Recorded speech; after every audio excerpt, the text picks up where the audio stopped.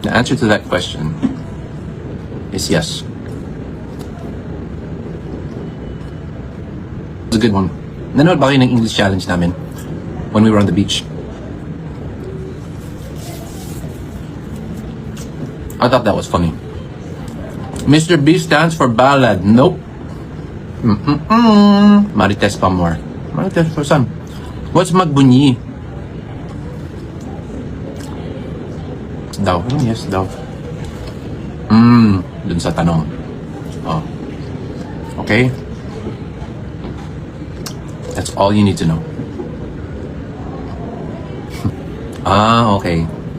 Parang may delay ng konti, no? May delay. Gets ko. Gets ko na. So, yung sinasabi niyong yes, medyo, for me, that was like 4 or 5 minutes ago. So, ngayon pala, lumalabas sa inyo. Ano kaya tanong? Mag-scroll up ka na lang para makita mo. Mr. B is not for brown. No. Even though, yeah, brown starts with B, but it's not brown. It's not, Mr. B is not brown. But I am brown. I'm brown as hell right now. I'm brown AF. So guys, pag nag-air na yung guessing namin ni Tito Boy, at ganito yung kulay ko, wag niyo na akong okrayin ha. Alam niyo na kung bakit maitim ako. Kasi nag-enjoy kami sa beach.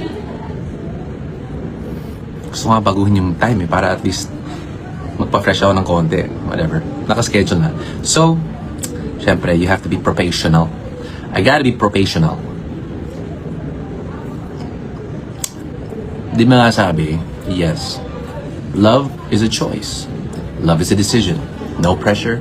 Good vibes. Lang lagi. Pera konta, kampuso.